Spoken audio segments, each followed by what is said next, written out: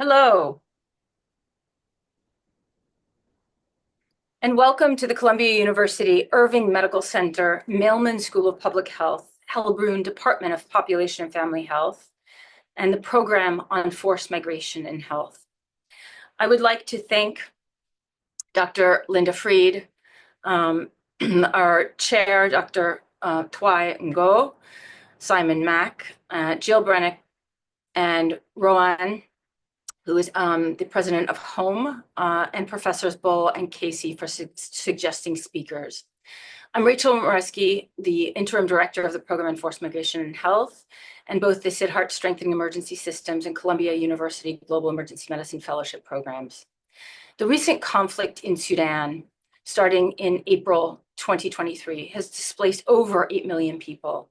The conflict is primarily a power struggle between leaders of the Sudan Armed Forces, SAF, and a powerful paramilitary group known as the Rapid Support Forces, RSF. There's been targeted attacks on healthcare facilities that have left millions without care, worsening food insecurity, famine as a weapon of war, and intensifying disease outbreaks in addition to widespread gender-based violence as a weapon of war. According to Tom Fletcher, the Undersecretary General for Humanitarian Affairs and Emergency Relief Coordinator, Sudan has also become the worst hunger crisis in the world, with 750,000 people one step away from famine and 26 million people, more than half the country's population, suffering from hunger. Sexual violence is rampant, with horrific violence against women and girls, including forced marriages and sexual slavery. Childhood malnutrition rates are high, and cases of cholera, dengue, malaria are on the rise. From a November 12th report from the MAP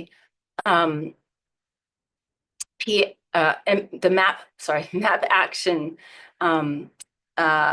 website, insecurity Insight identified 469 incidents of violence against or obstruction of healthcare in Sudan since the fighting started in April till now. At least 110 healthcare workers have been killed, probably more, 76 injured, and 6 kidnapped. Health facilities have been damaged 122 times. Also, according to a new study 2 weeks ago from the London School of Hygiene and Tropical Medicine, wartime mortality in Sudan during a capture-recapture analysis revealed significant underreporting of deaths due to hunger, disease, and violence. It is estimated that 202,000 deaths in Khartoum state alone, with 26,000 being intentional injuries.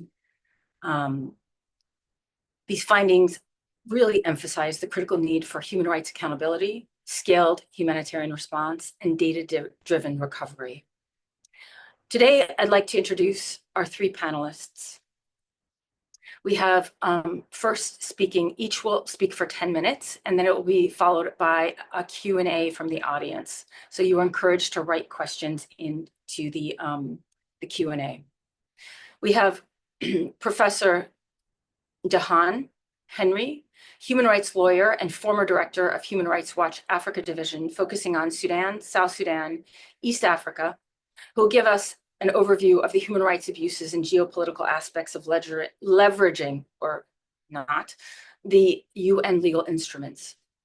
This will be followed by Dr. Bashier, Director of Public Health Emergency Management Center at the Eastern Mediterranean Public Health Network, who will give us an overview of the public health system crisis, followed by Dr.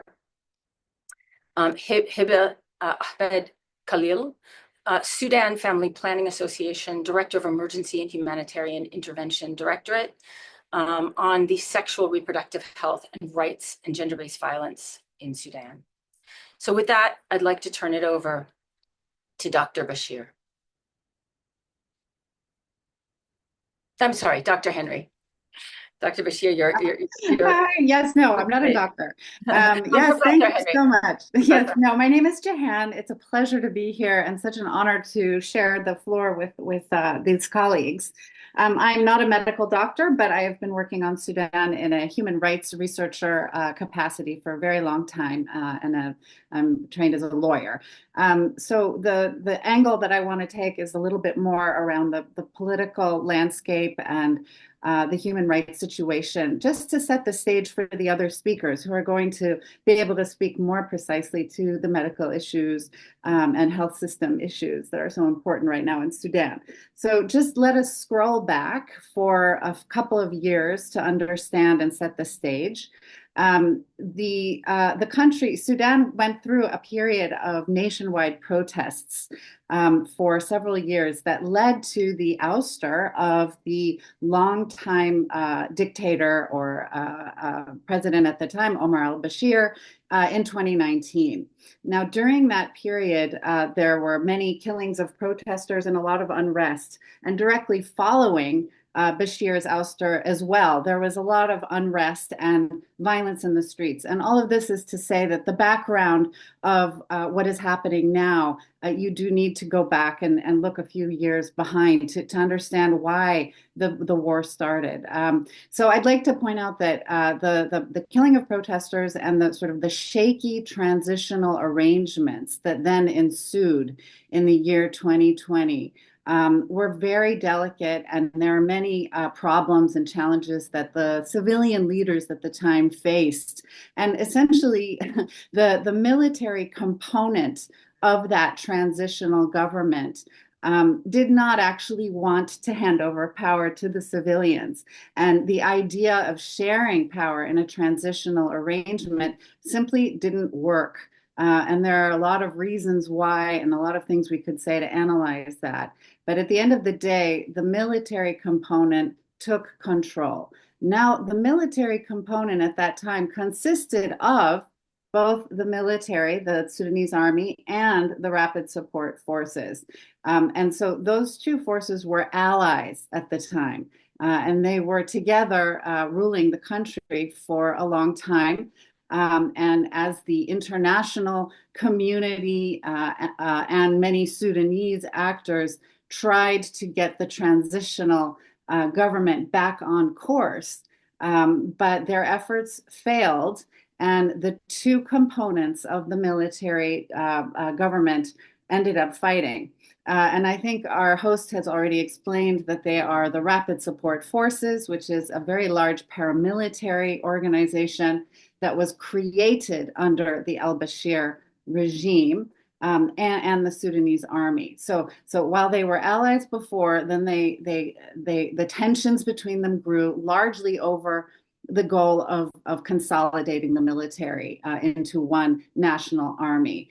So they did not want to do security sector reform. They did not want to hand over control to the civilians, and ended up going to war against each other. And that started in April 2023, as was said by our host, and has essentially unleashed one of the worst humanitarian disasters, if not the worst humanitarian disaster on the planet right now. The war is now in its 20th month. When it started in Khartoum, shots were fired in a southern neighborhood of Khartoum, but spread quickly throughout the city and to other places, including Darfur, which is the western province of Sudan, which is already well known for having experienced a lot of violence 20 years ago in a brutal counterinsurgency that al-Bashir directed. And so the violence with this new war actually rekindled many of the tensions that were never solved in Darfur and elsewhere. And we saw very quickly last year serious crimes that could amount to genocide in some locations, but certainly could amount to crimes against humanity and war crimes, from the capital city Khartoum to West Darfur in particular, where the violence took on an ethnic dimension. And we had the RSF and its allies, who are largely drawn from Arab populations in Darfur, essentially targeting ethnic Masalit populations in West Darfur. So this is all sort of setting the stage so that you can see the shape of the war. It spread quickly, and now today the country is essentially divided into two parts, loosely speaking. The SAF dominates in the north and east of the country, with Port Sudan as the capital. Port Sudan is on the Red Sea. And then RSF dominates Darfur and also Jazeera and parts of Khartoum. Jazeera is south of Khartoum, and it's the traditional breadbasket of Sudan. There have been tremendous human rights violations at the hands of RSF. Of course, SAF has also committed violations, but the RSF has been implicated in the majority of violations, including, I will say, sexual violence, which has been very pronounced in RSF-controlled areas. The UN has a fact-finding mission that it set up shortly after the war in order to document these violations so that justice may be possible one day. And in their latest report, they did focus on these patterns of sexual violence, and they have also documented, abuses across the country by other actors. There is a phenomenon now happening in Sudan of civilians taking up arms as well. In the the SAF-controlled areas, there are civilians that have taken up weapons in alliance with the SAF, and in the RSF areas, there are allied militia. So it makes the war more complex. And the violations are occurring at levels that we really can't quite see.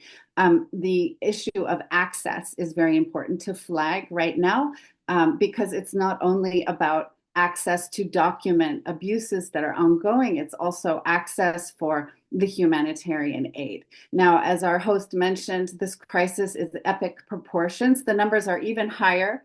I think IOM recently released figures of around 14 million people displaced. About 3 million of them are in neighboring countries. The rest are displaced internally. And probably in the range of not just tens, but probably hundreds of thousands have been killed already or are very much at risk.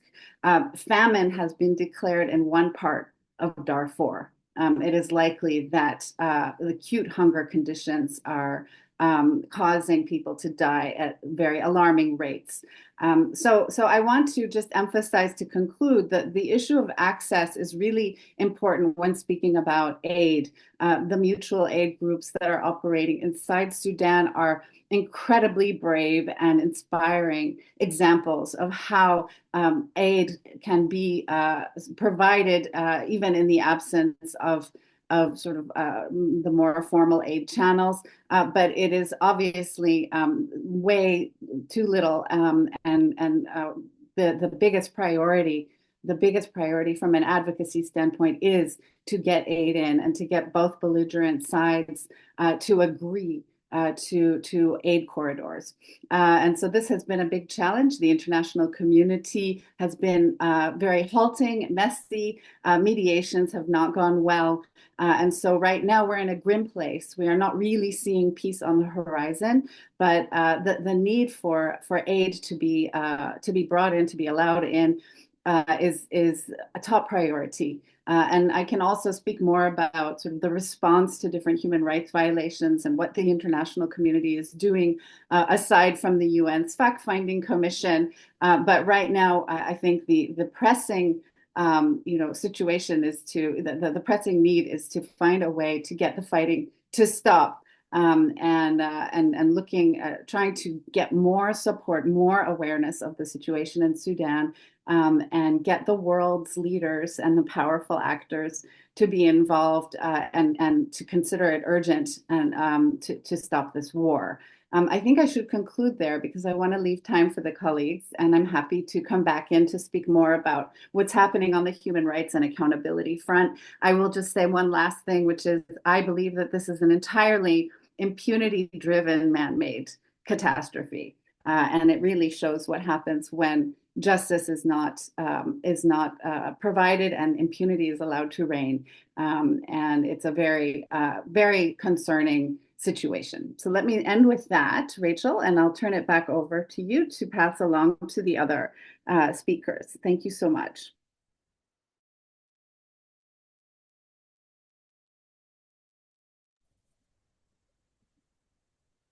Sorry, thank you so much, Professor Henry. I'd like to turn it over to Dr. Bashier to talk about the public health crisis and response. So I will turn it over to Dr. Bashier. Thank you, Rochelle, and good morning and good evening to all audience, and thank you for this opportunity to discuss the issue of crisis in Sudan. And I think this is really important and timely, considering the ongoing catastrophe in the country. So in my speech, I would like to highlight some of the causes, situation on the ground, and way forward. But allow me to quote from Leo Tolstoy that war is not courtesy, but the most horrible thing in life, and we ought to understand that and not play at war. And just to show the complexity of the crisis in Sudan, which is by default is a typical complex emergency. As we all know, the recent violence that has erupted in April 2023 has brought a variety of public health challenges on the ground. But also, in addition to the violence, other emergencies were there, and they add to the complexity of the public health status, including the floods in 2023 and 24. So, as a direct result of the violence, as Professor Jehanne mentioned, we witnessed the violations for human rights, different types of abuses, violences, injuries, but also the reported damage and loss of precious infrastructures, hospitals, health centers, public health labs, and others. And that destruction also complicated by the migration of public health professionals and healthcare providers. And as a result, the country nearly lost all the control programs or health control programs. For example, the insufficiency in the immunization program, interruption of drug supplies. We witnessed the suffering of patients with chronic diseases, those who are in regular need for renal dialysis, heart diseases, and others. Also, another important factor that contributed to the to escalation of the public health threats is the poor, of course, water and sanitation services, which are, by the way, even before the war, they showed poor indicators. In addition, there are reports of economic collapse, and as a consequence, as also Professor Jehanne mentioned, the hunger, and as a result, they witnessed the malnutrition, increased vulnerability to diseases, epidemics, and eventually mortality. So the situation is really complex. However, we need to remember also a usually forgotten or parameter is the psychological impact of this war on the health of the people there in Sudan. So all those factors together definitely affected the mental and psychological well-being of the people there in Sudan. Um, so figures are published all over the internet, but what I wanted to share with you here is that we have a real problem with those figures and numbers. One, the reliability of those figures, the collapsed system, and the difficulty in accessing those areas that are affected.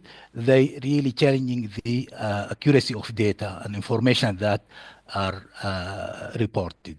Second, the when we talk, for example, about the number of lost or death, I think it is not only about how many we lost. Even one soul is precious. So again, it is very it's critical to think about those figures and not to misuse them for other purposes apart from the humanitarian purposes and provision of health services. Another point that I would like also to stress here is the loss and attacks on health workers and health facilities. Because during such challenging times, those workers are so precious. So we have to ensure their safety, not only safety, but also the proper environment that will enable them to provide their service as well. So as a result, and this figure is from the former side of the Ministry of or Federal Ministry of Public of Health in Sudan, we see variety of outbreaks and diseases of cholera, dengue fever, measles, malaria, meningitis, and other diseases with, again, big question mark about the actual number of victims and those who are got sick. But in general, in my opinion, the real risk is not only for Sudan, but also it might be extended to neighboring countries as well as the global or challenging the global health security. Basically because of the concerns about biosafety and biosecurity, the public health lab has been damaged and looted. And this is the lab where the dangerous pathogens were kept. No one exactly knows as of this moment, where are those samples? Are they misused or lost? We don't know. So they are real danger for the regional and global health security. Second is the interrupted surveillance system, and this put us as blind. We don't know exactly what is going on the ground. And a third point of concern is the inappropriate denominator. Because of the continuous movement of population, we cannot extract the indicators and other health initiatives. So what are the unmet needs in Sudan? Of course, the two main reasons behind the insufficient response in Sudan. One is the access, whether due to security or politics, and the other reason is the insufficient resources. The gap is huge between the needs and resources.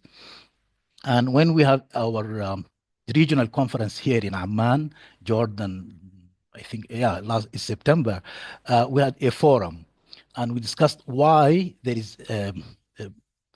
I don't want to call it, but there is a Sudan news flow profile and low interest among stakeholders. We could group them into two main reasons. One, some of the international partners, or they don't actually realize the scale of the crisis in Sudan. And here where we want to advocate and raise the awareness. The other reason is that there are other competing priority situations, as we've seen in Ukraine, in Gaza, and other countries and territories. And a third, even if we have interested partners to give a hand, they don't know how to support because simply they don't trust the accountability in the country, they don't trust the system or whatever other reasons, but they don't know how to provide this support. So, although or despite of this gloomy picture, but we have as international community, as Sudanese, as human, we have to contribute to relieve the suffer of Sudanese, and no excuse is accepted in such conditions. So just to share with you a couple of examples that we here at EMPHNET could do is that we called for a forum or campaign to support Sudan, to highlight the urgent needs and to mobilize more resources and to attract international attention to the situation in Sudan.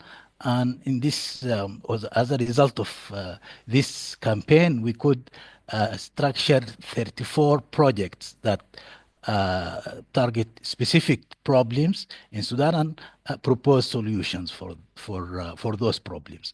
Another situation from the, or another example from the community where community volunteers could be organized or structured to contribute to the reducing the risk of vector-borne diseases, specifically malaria and dengue fever, and through an initiative called Volunteers for Vector Control, V4V.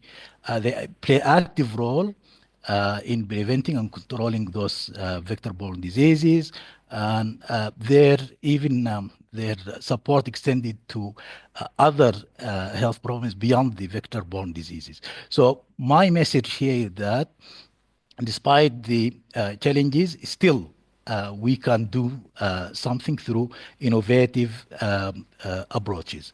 I want also to conclude my talk by identifying the needs that we have to urgently ensure the saving lives through main interventions. We have to stop the fighting, ceasefire, and ensure safe humanitarian corridors in order to provide access for humanitarian aid and health interventions. Second, we have to look beyond the war to commit peace and development, to which recovery, rebuilding, and resilience of the health system are core.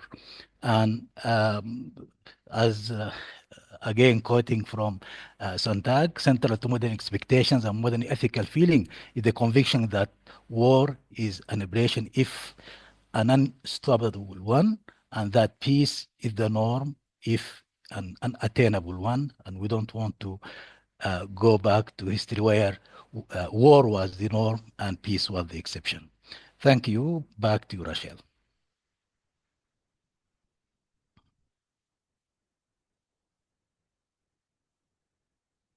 Thank you, Dr. Bashier. That was really comprehensive and deeply upsetting, given the destruction, really, of the public health infrastructure, but very motivating that, and we'll talk more about this, that Sudan's public health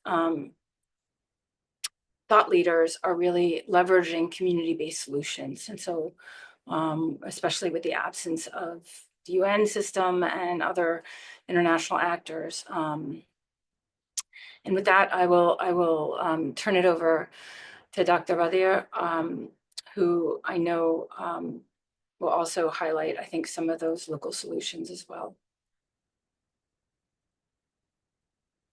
Dr. Khalil.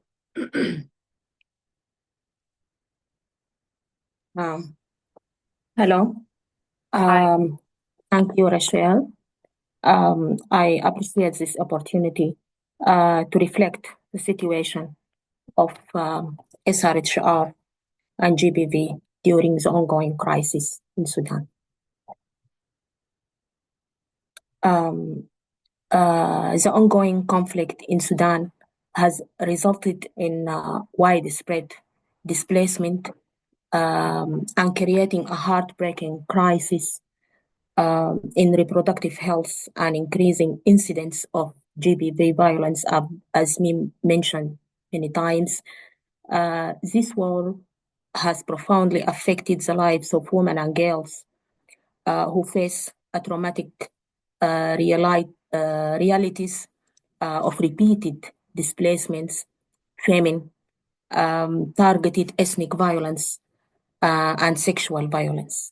Their struggles and resilience is such challenging circumstances are in such challenging circumstances are deeply concerning and deserve our compassion and support.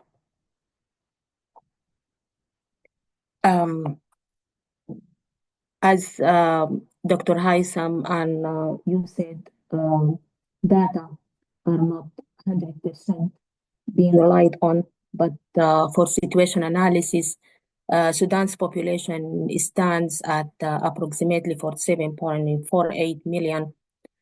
Since the outbreak of the conflict in April 2023, the humanitarian crisis has resulted in the displacement of roughly 11.8 million individuals, with around 8.6 million of these being internally displaced.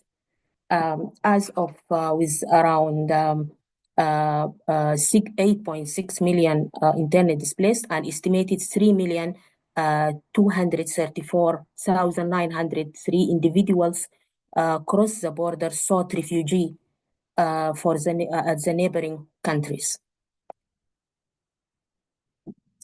Also, currently, these 11.8 million who have been compulsorily displaced many times and urgently require health assistance.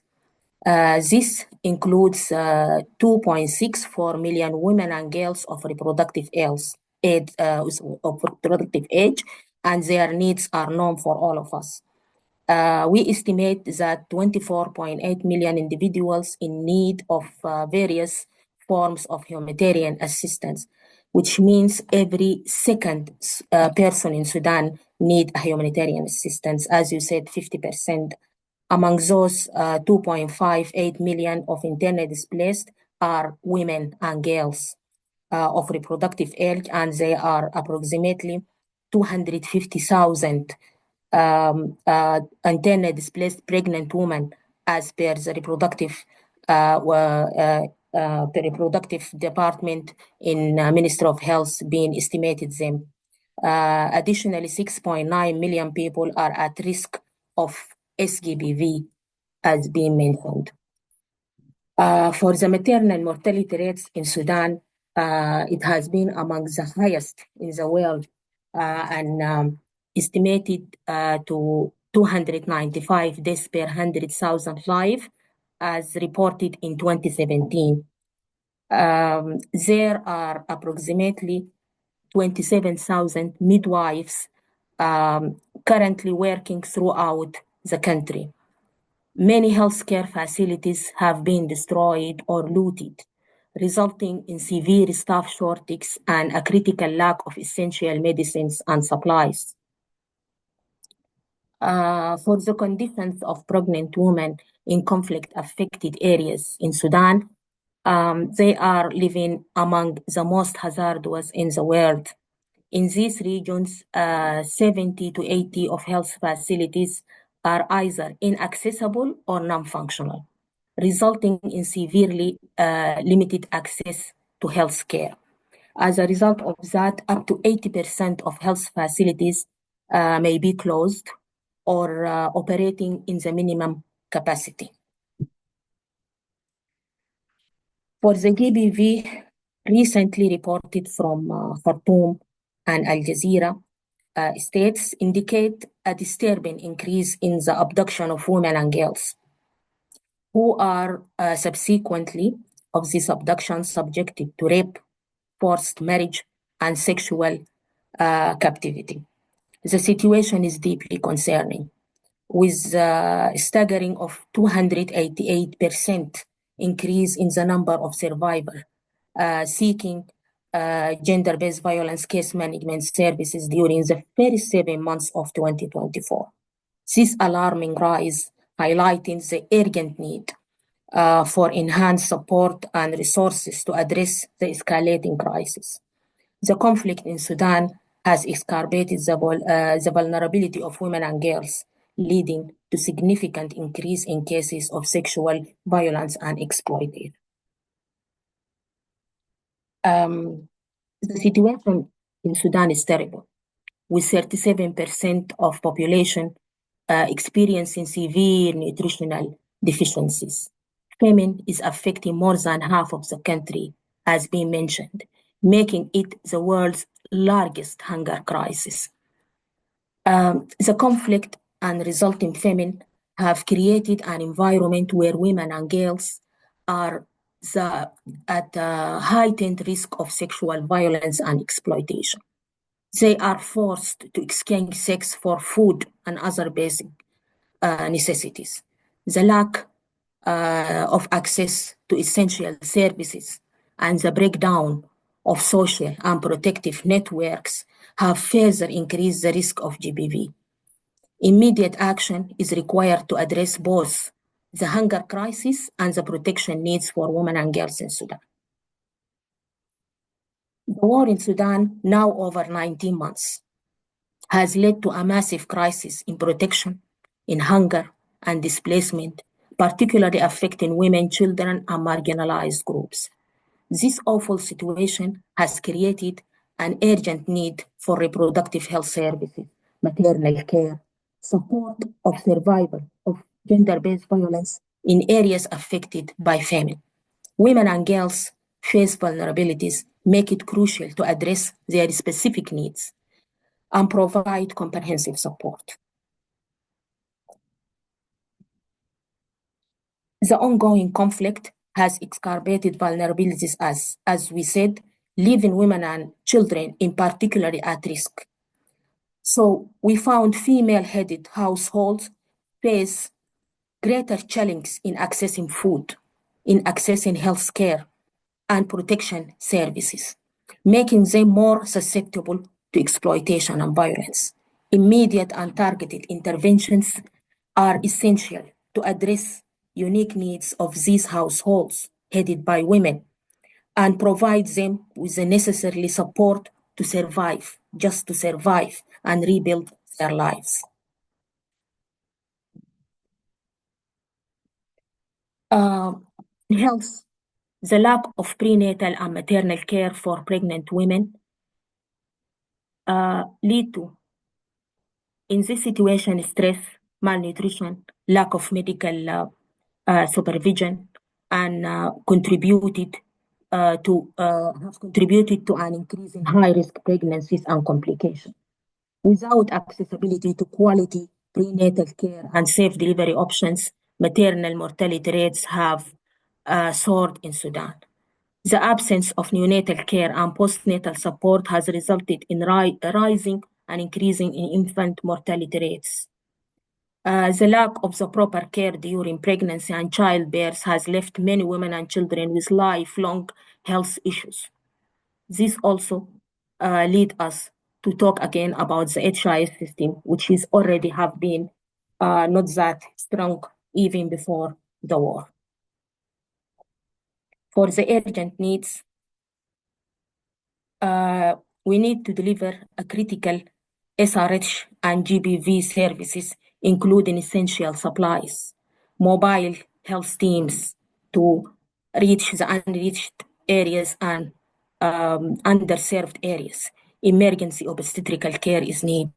Ensure the availability of CMR kits and dignity kits to support the GBV survivals. Training for the healthcare workers on comprehensive SRH and GBV care, including psychological support, emergency response planning, conflict-related sexual violence.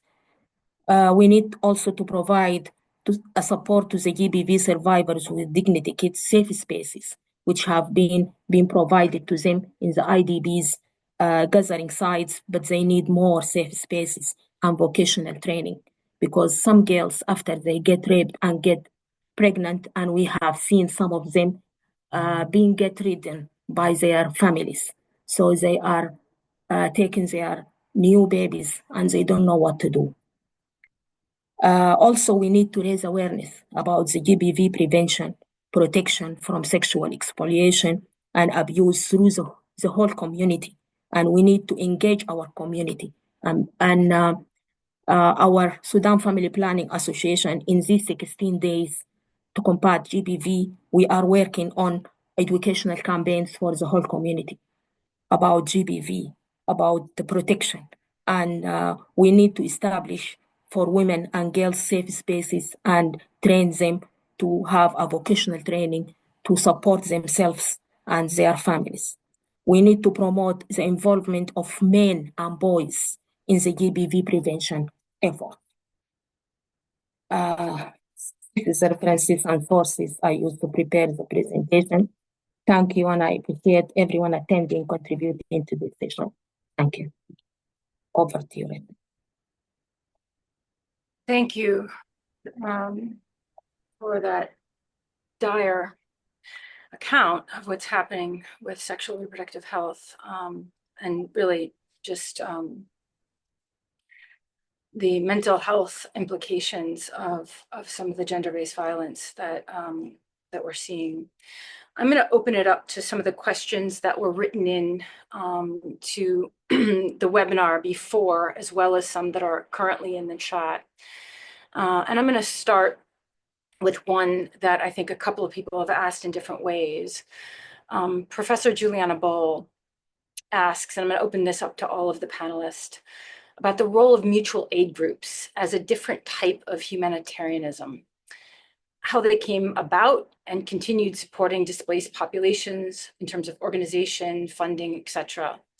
For example, I personally met at the New Humanitarian's UNGA side meeting, Hanan Ahmad, who initiated Emergency Response Room, which helps Sudanese populations in over 700 locations with food, supplies, medication, GBV, support systems, and evacuation centers. And so I just wanted your thoughts on the role of mutual aid groups given the paucity of international intervention, both from a public health, gender-based violence, SRH perspective. And I'll start with whoever wants to take that. Yeah, if I may start, I think the role of such groups is important and increasing in importance, actually, given the insufficient support that is provided by the government as well as the formal international platforms. And I have seen also one of the questions on the Q&A related to the reluctance of the international community to provide it, but I would prefer to call it hesitancy, simply because they don't trust the accountability and regulations during this mess of the situation. But let me tell you this: the international community now, they provide their support through third partners. For example, Gavi, the World Bank through the UN agency, WHO, UNICEF, and EMPHNET. So they passed this kind of aid through those neutral groups. But in addition, many of the civil society organizations, like for example, you have in the US, the SAPA, the Sudanese Association of Sudanese American Physician Association, the medical associations in Gulf countries, in UK, in Ireland. They do organize themselves and they find ways to provide directly their support to the needy communities. So in brief, yes, they have a role and their contribution is highly needed during this challenging time. Thank you. Thank you. I'm getting questions from our public health and humanitarian action students, and so I'm going to ask a couple of them that are in the chat. One is, what are the implications for the international humanitarian system sector for there to be such significant lack of response in Sudan? Is it related to the sanctions regime, and what is the way forward? And I think that goes with another question, I think, to Jehanne, on how are international bodies documenting and addressing human rights abuses, which I think you answered, but just in case the wider audience might want to hear. So I'll just throw those two to you. Sure. And add one more regarding the international community not doing more to solve this crisis. Why did Russia recently veto the UN resolution that would have encouraged more of both those things, mediation and protection, and access to humanitarian aid? And you can pick one of those three. I just give you three. You can add the ICC if you want. It's up to you. Okay, sure. I'll just say a few comments, then pass it along to the colleagues who will have a lot more to say, I'm sure. So regarding sort of the slowness of the large traditional aid groups, I think this has been a very frustrating phenomenon. And I know mutual aid groups who have sort of reconfigured themselves, and they all have people outside the country to help, coordinate and get funding. But the funding mechanisms are so stuck in the formal mechanisms that they're not flexible enough to be able to send needed resources to individual emergency response rooms. And so that has been a huge challenge. There's been a bit of progress, but it's been so slow. So I hear their frustration. And I think a lot of what they're getting in terms of support comes from Sudanese diaspora and from folks who care. And you can actually find a lot of this stuff being crowdfunded on the internet. And if you're following Sudan news, and various organizations are trying to collect funds, and so that actually is how emergency response groups and other initiatives across the country are getting support. And it is a huge shame that the large aid organizations are not able to be more flexible. But the hesitation of which we spoke earlier is in a way very understandable, because aid has been diverted. Sudan is so vast. It takes so many hours to go from Port Sudan, where aid may be coming in, by trucks, all the way across to all these pockets of need. And then there are issues between crossing into RSF territory. There are so many opportunities for food to be stolen, and it has been stolen. Right now, one of the big areas of focus is getting aid in through the eastern Chad border, from across a number of places. There have been truckloads going in, but it is a drop in the bucket. So this is a huge, appalling situation, and it does dovetail nicely with the larger question of accountability, because this is a man-made disaster, and the fact that people are dying of hunger is the fault of the men who are fighting. and many other people could be pointed to. And I do think that the international efforts to document what's going on are incredibly important, but the Sudanese efforts too, of course, there are many groups trying to document what's happening. Probably the main one for the international community is the UN's International Independent Fact-Finding Mission. They've been pulling information together on a number of important themes of sort of the violations and the many types of abuses and issues that Sudanese people are experiencing. So that is one place to look, and you can find that online. In terms of sort of accountability, at this time, I think what we're looking at is very little available inside Sudan to hold people accountable in a way that would make them stop the abusive behaviors. So a lot of the efforts now are on documentation, preserving evidence to the extent possible. Looking at the ICC again, although nobody's very optimistic about the ICC, given the fact that it hasn't actually produced much from the 20 years ago genocide in Darfur. However, I think the leaders there are quite engaged with Sudan and hope to nevertheless continue working on the recent conflict. So it's something in process. And then, we don't know what is going to be possible through a peace agreement and what kind of transitional justice arrangements might be possible. So it's all part of a bigger picture. And in terms of the international community's actions on Sudan, the fact that Russia just vetoed a resolution that would have potentially helped pave the way for more protection and oversight is just very telling. It shows you that Sudan is the victim of big politics, of global politics, and the polarization that has stymied efforts at the UN around Sudan, but also many other crises in the world. I'll stop there. Okay, thank you. I also have some other questions that are coming in to the chat. I just want to clarify something that I said that I want to correct. So Hanan Ahmed just put in the chat, just to clarify, the ERRs have a coordination with different civil society groups. We have Localization Coordination Council. This is a unique mechanism to provide mutual aid through solidarity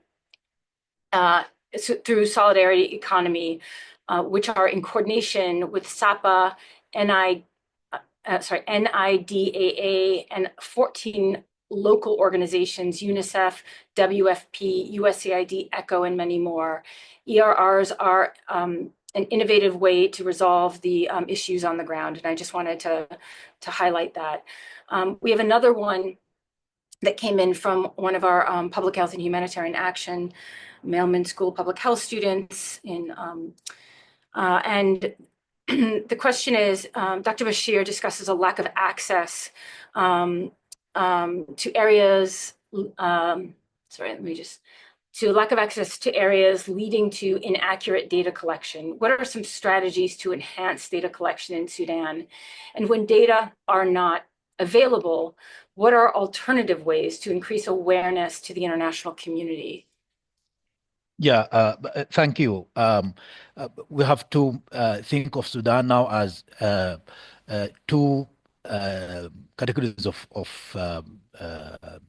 states where relevant stability is there, and they've used the usual ways of data collection through the or surveillance system and others. But in areas that are not easy to access or they not easy to communicate with, there are many innovative ways. One of them is the event-based surveillance or community-based surveillance, where the information are collected through community or trained community workers and volunteers.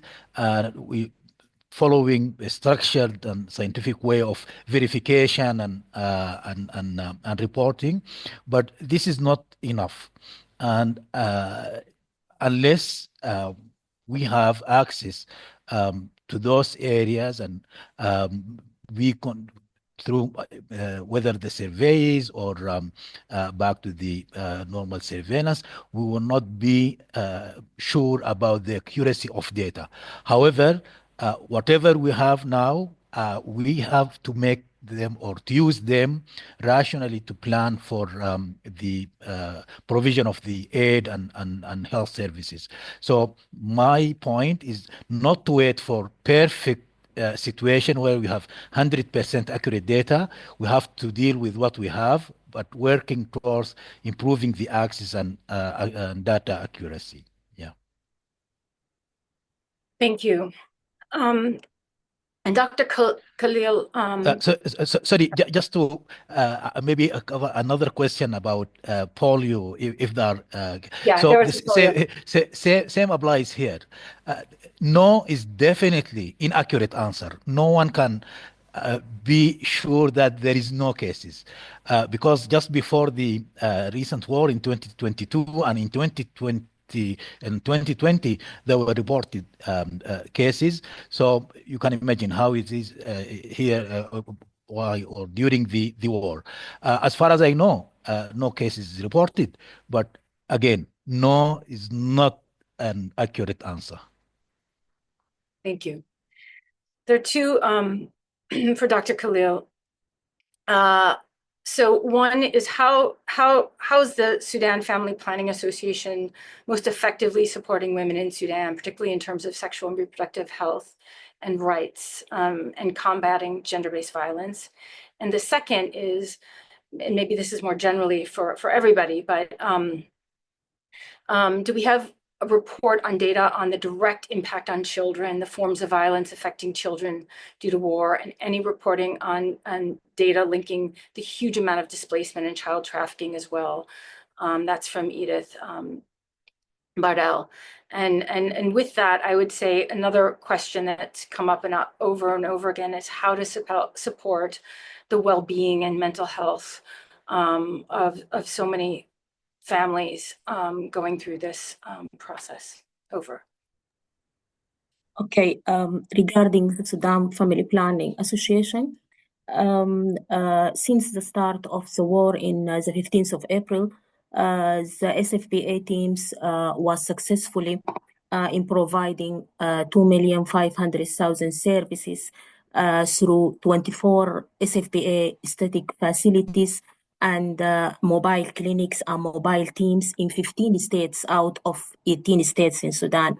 Our teams are working in these 15 states are not related to any conflict force. We are just providing health services, and we provide 8,500,000 services through non-damaged associated and mobile clinics. We have had 11 mobile clinics in 10 states, but one of them in South Darfur have been burned. So we are working with 10 mobile clinics and more than 20 mobile teams. SFPA was able to assist 1,145 deliveries under bombarding and provided 167,000 treatments for HIV patients in our static clinics. And also, we supported women in Sudan through providing integrated service delivery, as I said, through our teams and also through our the midwives. We are supporting to make the health services deliveries, SRHR, GBV services to be accessible at the grassroots levels, at the community levels. SFPA supported also call center. We have a call center providing telemedicine and SRH services for 2 shifts for getting counseling, giving counseling for the GBV survivors, for even women who cannot access facilities, they could get counseling through our call center. And also in the training and capacity building, we are in collaboration with other NGOs. We are working in that. And as I said before, advocacy and awareness. And we are working now in the 16 days for GBV combating. Thank you. There was a question, if I can add, about Dum Dum Camp. you can hear me. Yes, There, yes. There are other questions. I think we have 1 more minute, so so sorry. No. There's so many questions coming in that I know we might have to answer by typing, so I apologize. I want to thank you so much again for your valuable time. I know you're dealing with the crisis, and those even on the in the audience who are actively involved are taking time away from their work. I also just wanted to end on the note that multiple people have said this, but humanitarian crisis has no humanitarian response. It's a political response. And we know that there are a lot of proxy actors in this conflict that are really catalyzing the progression, and that the rich natural resources of Sudan are also are causing the perpetuation of this by outside actors. And so we know this is not easy just to say, all right, there are public health solutions, because this is much bigger. I think I'll end on one final kind of rhetorical question, and I know public health students, staff, and faculty are interested. What can public health schools outside of Sudan do to support or partner with Sudanese public health institutions in ways that are useful, in addition to the mutual aid groups? And so with that, I'd just like to thank the panelists and thank all of you for coming. Thank you again. Thank you. Thank you. I'm glad you did this. Thank you. Hey.